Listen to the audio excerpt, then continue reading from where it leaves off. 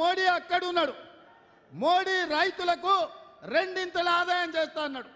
ప్రతి సంవత్సరం 2 కోట్ల ఉద్యోగాలు, 10 ఏళ్లలో 20 కోట్ల ఉద్యోగాలు ఇస్తా అని 7 లక్షలు కూడా చక్కగా ఇవ్వలే. రైతుల ఆదాయం సంగతి దేవుడెరుగు.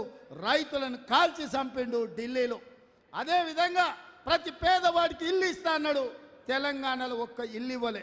జన్ధన్ ఖాతాల పేరు మీద స్విస్ బ్యాంకులో లక్షలాది కోట్ల రూపాయలు నల్లధనం ఉంది. అవి తీసుకొచ్చి ప్రతి పేదవాడి ఖాతాలో 15 లక్షల రూపాయలు వేస్తా అన్నాడు. మీకెవరికన్నా ఒక్క రూపాయనన్నా వచ్చిందా? ఎవరికైనా వచ్చిందా? మోడీ పైసలు ఇచ్చిండా? మీ ఖాతాలలో లక్షలు పడ్డాయా? ఏ ఒక్కరు కూడా ఒక్క పైస ఇవ్వని నరేంద్ర మోడీ 3వ ప్రధానమంత్రి అవుతాడంట.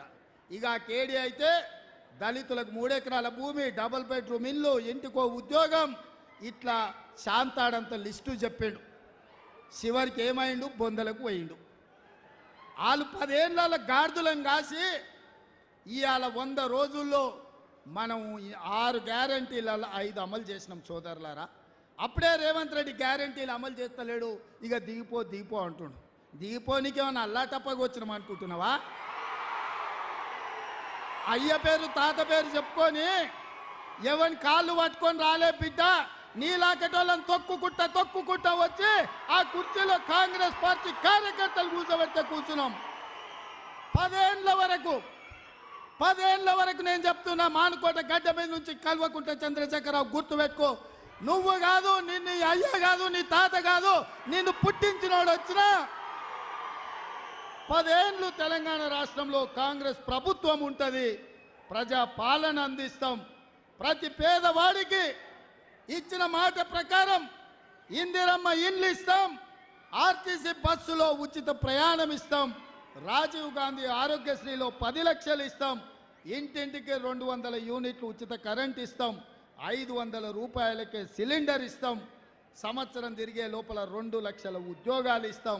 బీసీ జనాభా లెక్కలు కట్టి వాళ్ళ జనాభా ఎంత ఉందో వాళ్లకు నిధులు ఇస్తాం.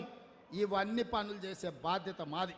ఇదే కాదు మీడియా మిత్రులారా, 100 రోజుల్లో మీకు తెలుసు అధికారం చేపట్టిన 48 గంటల్లో ఆడబిడ్డలకు ఆర్టీసీలో ఉచిత ప్రయాణం ఇచ్చినాం.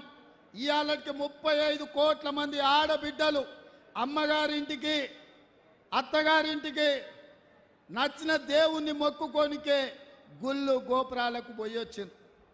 10 లక్షల రూపాయల రాజీవ్ ఆరోగ్యశ్రీ పథకం ద్వారా కార్పొరేట్ హాస్పిటళ్లలో వైద్యాన్ని పేదలకు అందించినాం. ఆడబిడ్డలకు మాట ఇచ్చినట్టు కట్టెలపై కష్టాలు తీరవాలని 4 నూరులున్న సిలిండర్ను నరేంద్ర మోడీ 12 నూరులు చేస్తే 500కే ఇస్తామని ఇవాళ ఆడబిడ్డలకు 500 రూపాయలకే సిలిండర్ ఇచ్చినాం. పేదవాళ్లకు వ్యవసాయానికి ఉచిత విద్యుత్తే కాదు, పేదవాళ్ళ ఇండ్లకు కూడా 200 యూనిట్లు ఉచితంగా ఇస్తామన్నాం. ఇచ్చి బరాబరు చూపించినాం. ఇవాళ పేదవాడి ఇంటికి 0 బిల్లులు ఇస్తున్నాం. ఇదే కాదు, పొంగులేటి గారి మంత్రివర్గం ఈరోజు 4,50,000 ఇందిరమ్మ ఇండ్లు 22,500 కోట్ల రూపాయలతోని ఇదే ఖమ్మంలో ప్రారంభించుకున్నాం. ప్రతి పేదవాడికి ఇవాళ ఇందిరమ్మ ఇండ్లు ఇస్తున్నాం.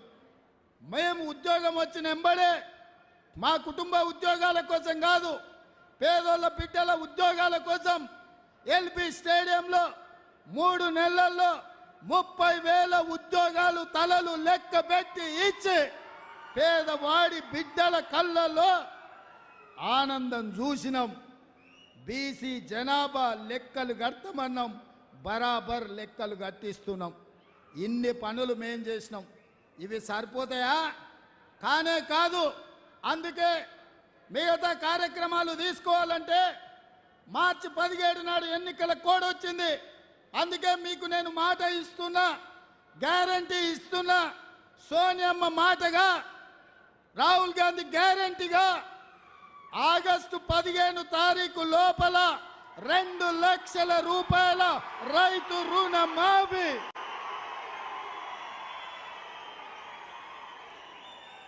నా తెలంగాణ రైతాంగ సోదరులకు తుమ్మల నాగేశ్వరరావు గారి సాక్షిగా నేను మాటిస్తున్నా, భద్రాద్రి రాముడు సాక్షిగా నేను మీకు మాటిస్తున్నా, 15 ఆగస్టు లోపల 2 లక్షల రూపాయల రైతు రుణమాఫీ చేసి మీ రుణం తీసుకునే బాధ్యత నాది, ప్రజా పాలనది, కాంగ్రెస్ పార్టీది.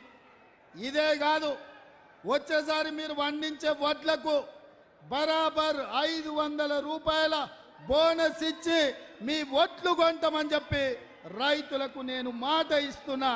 మీరు ఈరోజు మా 100 రోజుల పాలన చూడండి, మా ఆర్టీసీ బస్సు చూడండి, మా ఆరోగ్యశ్రీ పథకం చూడండి, మా గ్యాస్ సిలిండర్ చూడండి, మా ఉచిత కరెంటు చూడండి, మా ఇందిరమ్మ ఇళ్ళ పథకం చూడండి, మేము ఇచ్చిన 30,000 ఉద్యోగాలను చూడండి, మేము లెక్క పెడుతున్న బీసీల జనాభా చూడండి, మేము మాఫీ చేయబోయే 2 లక్షల రైతు రుణమాఫీ చూడండి, మేము ఇయ్యబోయే 500 బోనస్ చూడండి. ఇవన్నీ మేము చెయ్యాలని కంకణ బద్దులమై ఉన్నాం. మరి మిమ్మల్ని ఏమడుగుతున్నాం మిత్రులారా? మేము మనులు అడిగినామా? మాణిక్యాలు అడిగినామా? వజ్ర వైదూరాలు అడిగినామా? లేకపోతే ఈ ప్రాంతంలో ఉన్న మీ భూములు అడిగినామా? ఏం అడగలే కదా. మేము అడిగింది ఒకే ఒక్క ఓటు. మీ కుటుంబం ఎంతో మంది ఎన్నోసార్లు ఎవడెవడుకోవేసాను, ఈసారి బలరాం నాయక్ వేయండి. ఈసారి మహబూబాబాద్లో బలరాం నాయక్ వేయండి. మొదటిసారి మహబూబాబాద్ నుంచి బలరాం నాయక్ గెలిస్తే సోనియమ్మ బలరాం నాయకుని కేంద్ర మంత్రిని చేసిందయా? అవునా? ఒక లంబాడి బిడ్డ మొదటిసారి ఎంపీ అయితే కేంద్రంలో మంత్రి అయ్యిండు.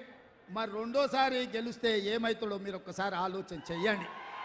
మీకందరికీ పిలిస్తే పలికేటోడు, మాకందరికీ ఆప్తుడు. ఇవాళ పెద్దలు శ్రీనివాసరెడ్డి గారు చెప్పారు 3 లక్షల మెజార్టీ రావాలని. నేనైతే ఒక్క మాట చెప్పదలుచుకున్నా, పోటీ అయితే ఖమ్మం మహబూబాబాద్ బద్దలే ఉందయా. రాష్ట్రంలో అత్యధికంగా మెజార్టీ వచ్చేది ఈ 2. మరి ఖమ్మం వాళ్ళు ఖమ్మం అభ్యర్థికి ఎక్కువ ఇస్తారా, మహబూబాబాద్ వాళ్ళు మహబూబాబాద్ బలరాం నాయక్ ఎక్కువ ఇస్తారా? ఇక మీరే డిసైడ్ చేసుకోరు. రాష్ట్రంలో మిగతా 15 సీట్లు మీతోని పోటీ పడే పరిస్థితులు లేవు. మనం 14 గెలిస్తే 14లో 1-2 స్థానాలల్లా మహబూబాబాద్ ఖమ్మం పార్లమెంటే ఉంటుంది. మరి ఎవరు ఫస్ట్ వస్తారో ఎవరు సెకండ్ వస్తారో మీరే నిర్ణయించుకోండి. నేను మాత్రం మిమ్మల్ని అందరిని అడుగుతున్నా, మీ అందరి మద్దతు కోరుతున్నా. మా బలరాం నాయకునే మొదటి ర్యాంకులో ఆమోదించి బలరాం నాయకును ఈ పరీక్షలో గెలిపించండి అని నేను అడుగుతున్నా. మీరంతా సిద్ధమేనా? సిద్ధమేనా? సిద్ధమేనా? రాష్ట్రంలో మొదటి స్థానం మీదే కదా, సిద్ధమే కదా. మొదటి స్థానం మహబూబాబాద్కే కదా. సిద్ధం అన్నోళ్ళందరూ చేయి పైకెత్తండి. జై కాంగ్రెస్, జై జై కాంగ్రెస్. హస్తం గుర్తుకే, హస్తం గుర్తుకే, హస్తం గుర్తుకే. ధన్యవాదాలు మిత్రులారా. ధైర్యం వీడు దొంగ దొరల భరతం పడతాడు మన రేవంత్. మీ స్థానిక శాసనసభ్యులు డాక్టర్ మురళీ నాయక్ అధ్యక్షతన మీ పార్లమెంటు పర్యవేక్షక బాధ్యులు పెద్దలు తుమ్మల నాగేశ్వరరావు గారి పర్యవేక్షణలో ఈ సమావేశాన్ని ఏర్పాటు చేసి